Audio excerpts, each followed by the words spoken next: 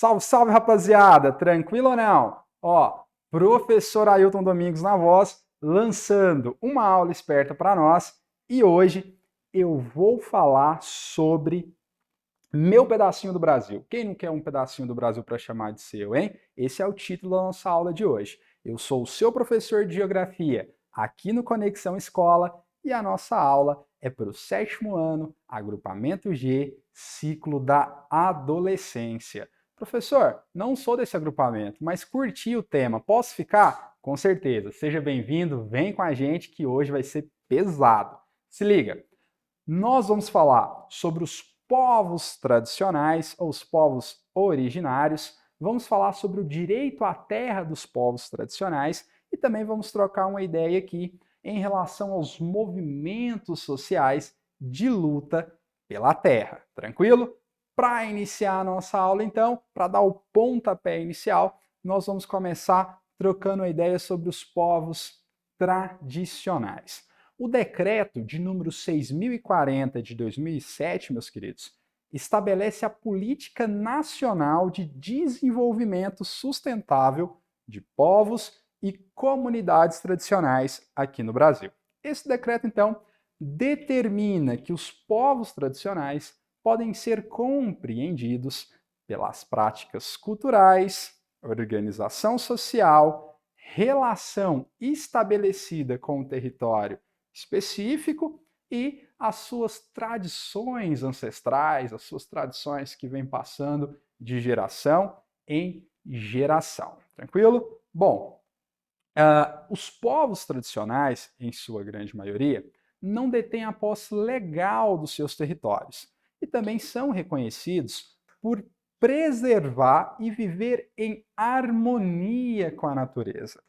Hoje, nós conhecemos povos tradicionais como seringueiros, castanheiros, ribeirinhos, indígenas, serradeiros, quilombolas, entre outros. Mas, professor, por que os indígenas e os quilombolas estão em destaque?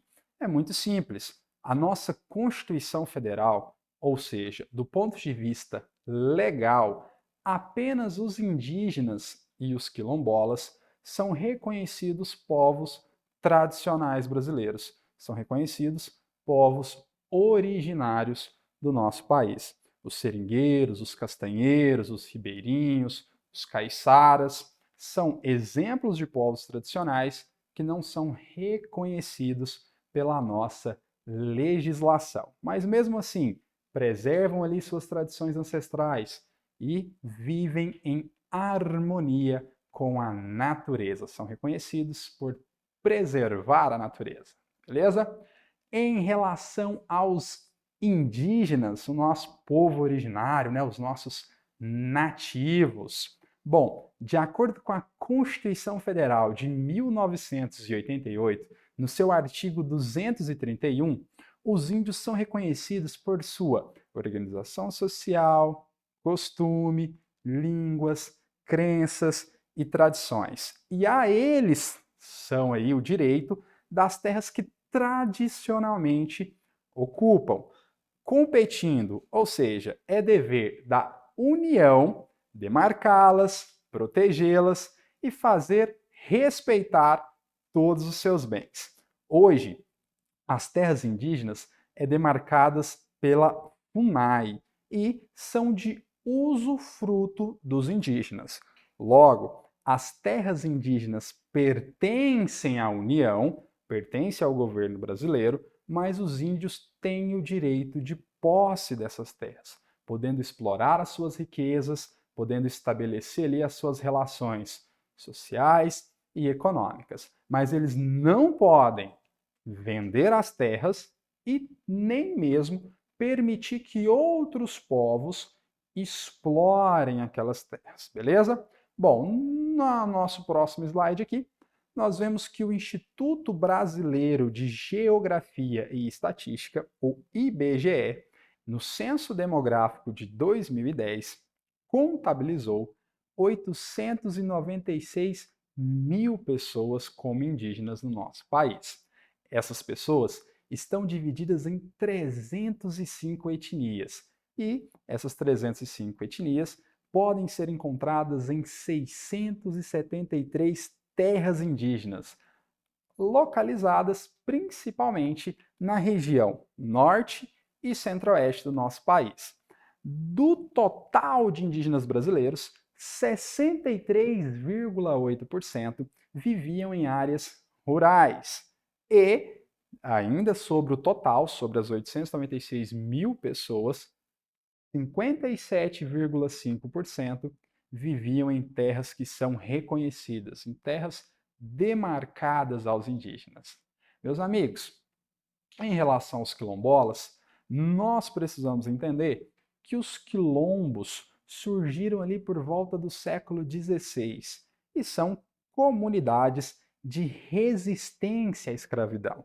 Elas podem ser compreendidas como organização social de escravos fugidos, e eles tinham a possibilidade de reproduzir dentro dos quilombos o mais próximo possível da sua cultura originária, né? Então eles podiam reproduzir ali as suas práticas religiosas, as suas práticas de organização social, coisas que foram retiradas, né? Direitos que foram retirados dos escravos quando chegaram aqui no nosso país. É muito importante ressaltar que, de acordo com o artigo 68 da nossa Constituição Federal, aos remanescentes das comunidades quilombolas é garantido o direito à terra aos quais eles ocupam e cabe ao Estado emitir os respectivos títulos. Em 2015, o Brasil tinha 154 terras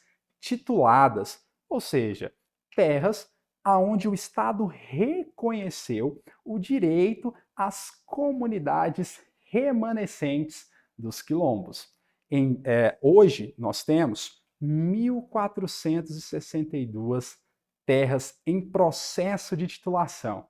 E você acredita que aqui no estado de Goiás nós temos uma comunidade de remanescentes dos quilombos, uma comunidade quilombola? Isso mesmo, são os calungas.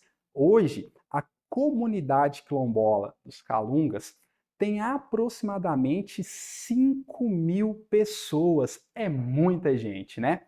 Eles estão localizados no nordeste do nosso estado de Goiás, na região das cidades de Cavalcante, Monte Alegre e Teresina de Goiás. Em 1991, as terras calungas foram reconhecidas como sítio histórico e patrimônio cultural calunga pelo governo do estado de Goiás. Super legal o reconhecimento dos nossos povos tradicionais, né?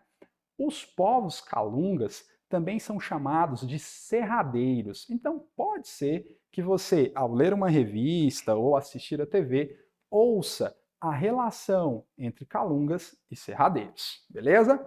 Amigos, mas nós também temos movimentos sociais rurais em busca do seu pedacinho do Brasil. Isso mesmo. O nosso país é marcado por uma grande concentração fundiária. Ainda que nós sejamos um país muito grande, as terras estão concentradas nas mãos de poucas pessoas. Em 1850, a Lei de Terras no Brasil favoreceu a compra da terra para quem tinha dinheiro, porque passa a entender a terra como uma mercadoria, podendo ser negociada com valor monetário. Em 1964, o Estatuto da Terra, ele determina que uma terra sem uso deve ser de posse do Estado e o Estado deve distribuir essa terra entre a população que não tem acesso à terra, o que nós chamamos de reforma agrária. Hoje, no Brasil, o Movimento dos Trabalhadores Rurais Sem Terra, MST, também conhecidos por MST, é o principal movimento social que reivindica a reforma agrária, ou seja, o direito ao acesso à terra para as pessoas que não têm condição de comprar, de adquirir essa terra. Nós entendemos que as terras que não estão tendo um uso, ou seja, comprou a terra ali, para especulação imobiliária, para vender por um valor maior anos depois, que ela não está sendo utilizada para atividade agrícola ou para moradia, deve ser então adquirida pela União e distribuída para a população que não tem condição de comprar uma terra, ok? Em relação aos movimentos sociais urbanos, nós também temos aqui na cidade movimentos sociais. A nossa Constituição de 1988 determina que é direito do cidadão a moradia. E os movimentos sociais urbanos, eles vão reivindicar uma reforma urbana, ou seja, eles vão reivindicar a democratização do espaço urbano, pedindo que os imóveis ociosos que não cumprem a sua função social possam ser aí distribuídos para quem não tem dinheiro para comprar uma casa nas cidades. E também pede a construção de novas moradias para atender a população que está desabrigada. Em 1997, nós temos o surgimento do Movimento dos Trabalhadores Sem Teto, que é aí o movimento social urbano mais conhecido do Brasil. Meus amigos, nossa atividade hoje é super tranquila, é super simples. Você que está me ouvindo aí agora, você acredita ser justo conceder o direito de posse das terras aos povos indígenas e remanescentes de quilombolas? E aí, você acha que é justo? Troca uma ideia com seus familiares, troca uma ideia com seus colegas, se possível, e tente responder essa questão. Tranquilo? Olha só, a nossa aula de hoje vai ficando por aqui. Hoje você teve a possibilidade de conhecer um pouquinho dos povos tradicionais e a sua relação com a terra e o direito a essa terra, e nós vimos a reforma urbana e a reforma agrária como possibilidade de democratizar o acesso à terra. Meus amigos, a nossa aula fica por aqui. Grande abraço para vocês. Espero vocês aqui no Conexão Escola para a nossa próxima aula. E eu fui!